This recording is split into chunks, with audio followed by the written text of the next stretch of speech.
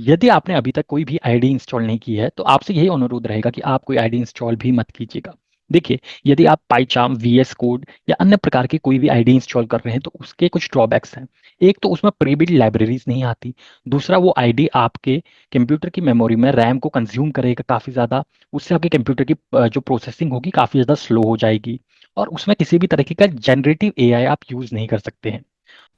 तो इसका मतलब ये है कि हमारे पास किसी तरीके का कोई अल्टरनेटिव है? जी हाँ, बिल्कुल है। हमारे पास है गूगल कोलैब। देखिएगा, मैं गूगल में सर्च करता हूँ, गूगल कोलैब। जो सबसे ऊपर हमारे पास वेबसाइट आ रही है, वेलकम टू गूगल कोलैब। इसमें आपको जाना है। याद रखिएगा, ये आप अपने उसी ब्राउजर से जाइएगा जहाँ पे आपने ऑलरेडी लॉगिन कर रखा हो किसी पर्टिकुलर गूगल या फिर जीमेल आईडी से। या फिर अगर आपने लॉगिन नहीं कर रखा तो आपको एक बार दोबारा से वो कहेगा कि आप लॉगिन कर लीजिएगा।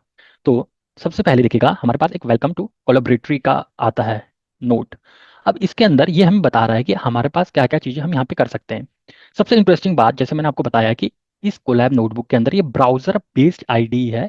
यानी कि आपने किसी तरीके का कोई इंस्टॉलेशन नहीं किया इसको यूज़ करने का, आप डायरेक्ट आईडी को यूज़ कर पा रहे हैं। आपको पाइथन भी इंस्टॉल करने की ज़रूरत नहीं है। किसी भी तरीके का कोई भी चीज़ इंस्टॉल करने की ज़रूरत ही नहीं है। इसमें सबसे इंटरेस्टिंग बात यह है कि हमें जेमिनी, गूगल के द्वारा जो लार्ज लैंग्वेज मॉडल है जेमिनी, इसका एक्सेस मिलता है। लिमिटेड मिलता है लेकिन फ्री ऑफ कॉस्ट मिलता है। इसका क्या प्रयोग होगा ये हम आगे चल के देखेंगे। उसके अलावा यदि मैं कुछ और पॉइंट डिस्कस करूं तो देखिएगा, ये मेनली जो यूज होता है हमारा पाइथन के लिए। यानी कि हमारे ब्राउजर के अंदर यदि पाइथन का आपको प्रयोग करना है, किसी कोडिंग लैंग्वेज में आर का यूज करना है या सीक्वल का भी यूज करना है, देखिए पाइथन के अंदर जो भी चीजें यूज हो सकती है वो सारी चीजें इस ब्राउजर के अंदर आप यूज कर पाएंगे। इसमें किसी भी तरीके की कोई कॉन्फ़िगरेशन की रिक्वायरमेंट नहीं रहती। जैसे वीएस कोड में आपको बहुत सारी चीज़ें आपको अलग से इंस्टॉल करनी पड़ती हैं। और किसी अन्य जो आईडी होती है उसमें भी सेम चीज़ें रहती हैं। इसमें आप जीपीयू का एक्सेस फ्री मिलता है। अब ये कैसे मिलता है ये मैं आपको बताऊंगा। और सबसे मेन बात, ये इजी शेयरिंग का ऑप्शन प्रोवाइड करता है। इजी शेयरिंग का मतलब, आप यदि आप यहाँ पे जाएंगे तो ये जो फाइल है आप इसको अपनी गूगल ड्राइव के अंदर भी सेव कर सकते हैं, गिटहब में भी डायरेक्टली शेयर कर सकते हैं, डाउनलोड भी कर सकते हैं IPYNB और डॉट पाई एक्सटेंशन के साथ। तो इजीली शेयरिंग भी हो जाती है।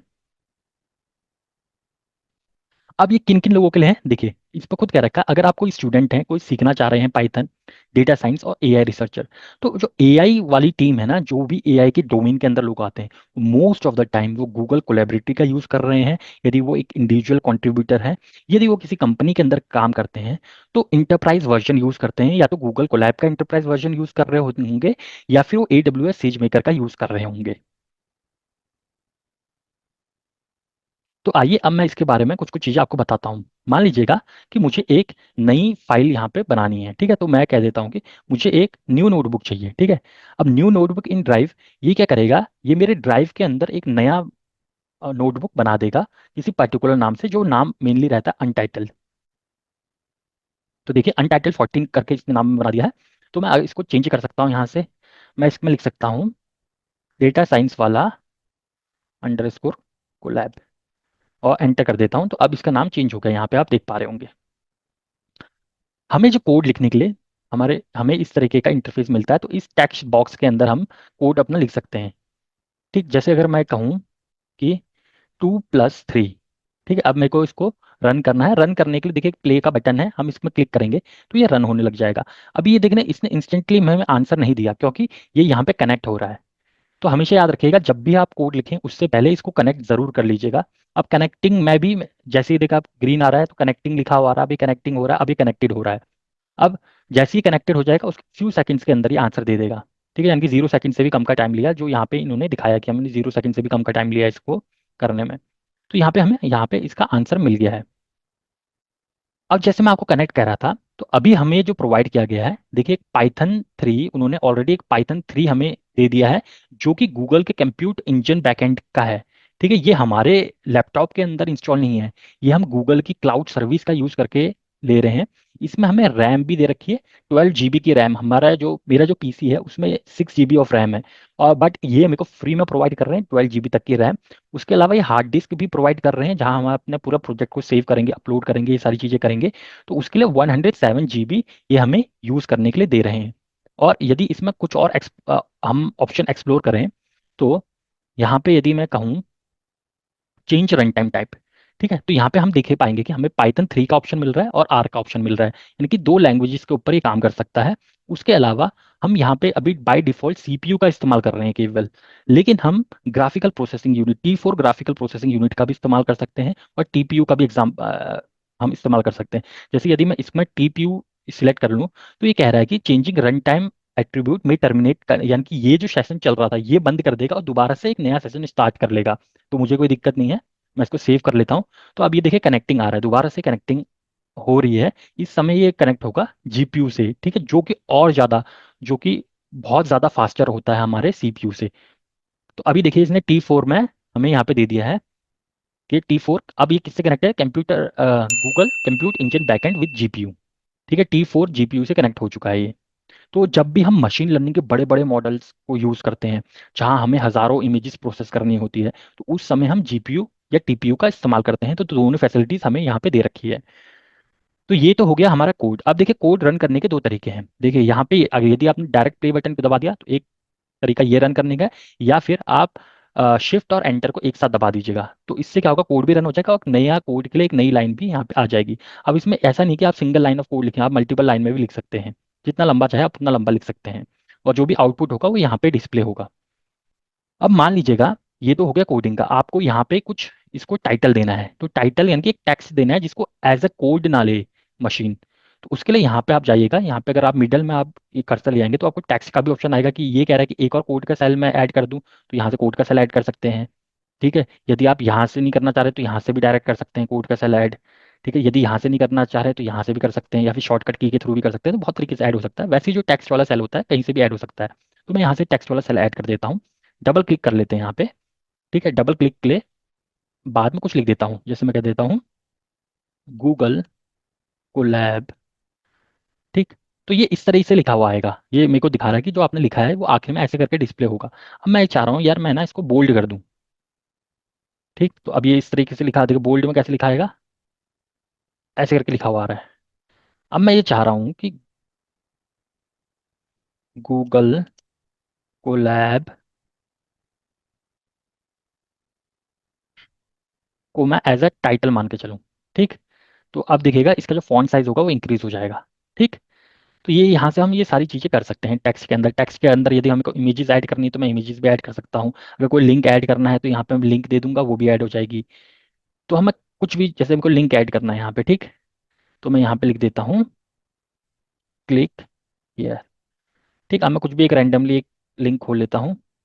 मान लीजिएगा मैं ये वाला लिंक खोल लेता हूँ, और मैं यहाँ पे इसको रिप्लेस कर देता हूँ।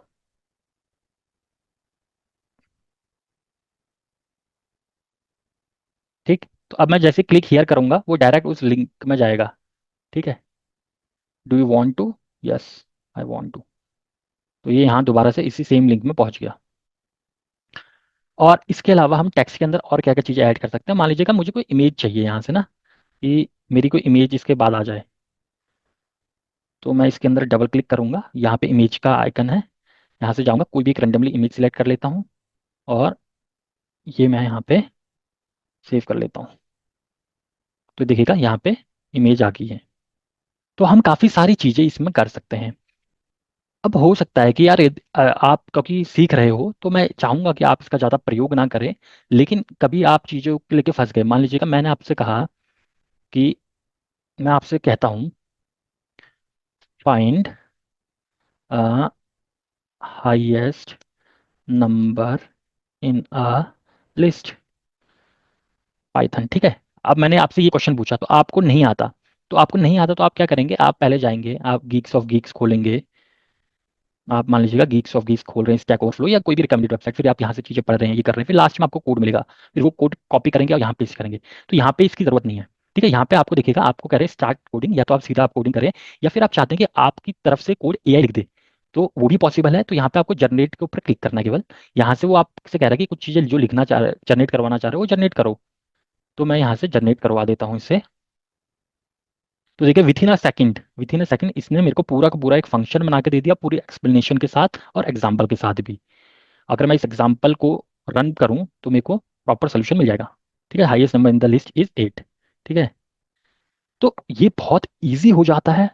यदि आप इससे क्या होगा ना, सबसे पहली बात तो आपकी कंप्यूटर की रैम, सीपीयू की मेमोरी, ये सारी चीज़ें बचेंगी। दूसरी बात ये होगा कि आप एआई का इस्तेमाल इसमें पूरी तरह से कर सकते हैं।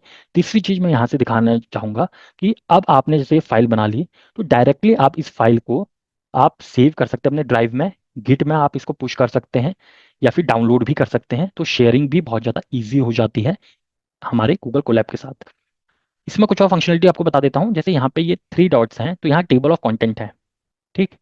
तो टेबल ऑफ कंटेंट में हमें बहुत सारी चीजें दे रखी हैं।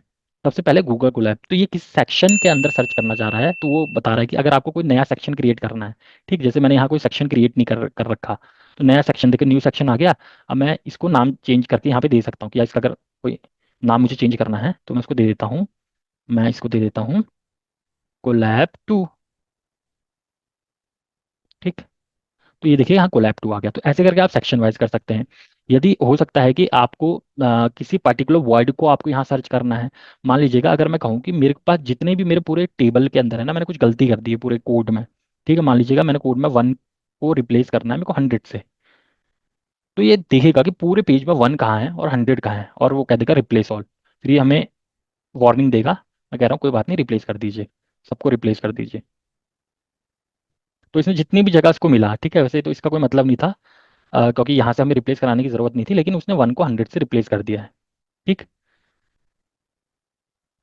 अब देखेगा ये हो गया। अब यदि हमें कोई वेरिएबल के ऊपर काम करना है, तो अब यहाँ पे हमें वेरिएबल हमें सारे के सारे मिल जाएंगे। हाईएस्ट नंबर किस तरह का वेरिएबल है, नंबर किस तरह का वेरिएबल है, ये एक लिस्ट है, ये एक इंटीजर है। ठीक है, इसकी शेप क्या है, वो सारी चीज़ें यहाँ पे हमें पता लग रही है। यदि आप चाहते हैं कि आपका जो एआई है, ये आपको किसी पर्टिकुलर अपने अकाउंट से ही एक्सेस करना है, क्योंकि ये तो ओपन सोर्स है, ओपन सोर्स से एक्सेस नहीं करना चाह रहे, अपने अकाउंट से करना चाह रहे हैं, तो यहाँ से आप कनेक्ट भी कर सकते हैं। उसके बाद एट द एंड आपके पास फाइल्स के ऑप्शन आते हैं। जब भी आप एक प्रोजेक्ट बनाते हैं तो उसके लिए मल्टीपल फाइल्स होती हैं, तो मल्टीपल फाइल्स के लिए यहाँ से आप अपलोड कर सकते हैं। कोई भी फाइल अपलोड करना चाह रहे होंगे तो यहाँ से अपलोड हो जाएगी। ठीक है, यदि आप चाहते हैं कि आप अपने गूगल ड्राइव को ही इसके अंदर सारी चीज़ें गूगल ड्राइव की देख लें, क्योंकि कई फाइल आपकी गूगल ड्राइव के अंदर होंगी, तो वो कह रहा है कि माउंट कर रहे हैं हम अपने गूगल ड्राइव को, आप कनेक्ट टू गूगल ड्राइव कर लीजिएगा, और उससे आपकी डायरेक्ट जो गूगल ड्राइव में जितनी भी सारी चीज़ें होंगी वो यहाँ पे डिस्प्ले होने लग जाएंगी। तो अभी तो मैं नो थैंक्स कर देता हूँ। इसके अलावा हमारे पास कुछ सैंपल डेटा भी होते हैं। जैसे ये जो मेमोरी है ना, इस मेमोरी में कुछ हमारा जो स्पेस है डिस्क ने ऑलरेडी ले रखी है, तो उनमें से कुछ स्पेस इस तरीके के सैंपल डेटा के होते हैं। ठीक। अब जैसे मैं माउंट करना चाह रहा था उस समय, और मैंने कैंसिल कर दिया, तो कह रहा है कि अब आपको इसको रन करना पड़ेगा। आप कोडिंग के थ्रू भी कर सकते हैं, और इससे ड्राइव माउंट हो जाएगी। जैसे मैं अगर इसको फिर से रन करूँ तो ये मेरे को फिर से पूछेगा यार तुम्हें एक्सेस देना चाह रहे हो या नहीं देना चाह रहे, तो मैं नो थैंक्स कर देता हूँ। ठीक। तो ये सारी चीज़ें हैं जो आप गूगल कोलैब में कर सकते हैं। यदि आपको किसी अन्य गूगल कोलैब के बारे में जानना है कि कौन सा फीचर उपलब्ध है या नहीं है, इन सारी चीज़ों के बारे में जानना है, तो कमेंट बॉक्स में कमेंट करके ज़रूर लिखिएगा। ये वीडियो कैसी लगी इसके बारे में भी ज़रूर बताइएगा। आशा करता हूँ आपका समय शुभ रहे। डेटा साइंस वालों का अपना कीमती समय देने के लिए बहुत बहुत धन्यवाद।